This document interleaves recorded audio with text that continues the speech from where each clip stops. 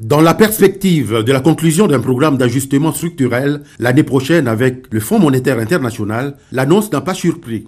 Près de 900 milliards de francs CFA, dont serait déficitaire le budget de l'État exercice 2018, comparativement à celui de 2017, a déclaré le Premier ministre Clément Mwamba le 15 décembre aux députés lors de la séance des questions orales avec débat au gouvernement.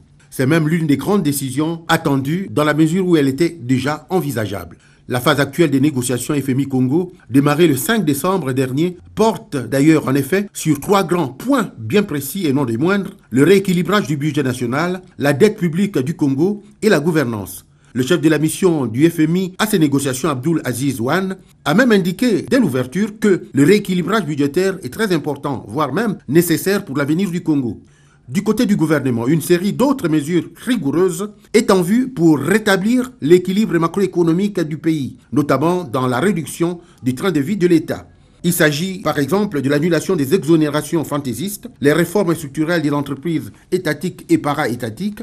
Les mesures que l'État congolais est appelé ainsi à prendre devraient permettre une partie budgétaire nécessaire à financer la diversification de l'économie, mais également rendre soutenable la dette de l'État.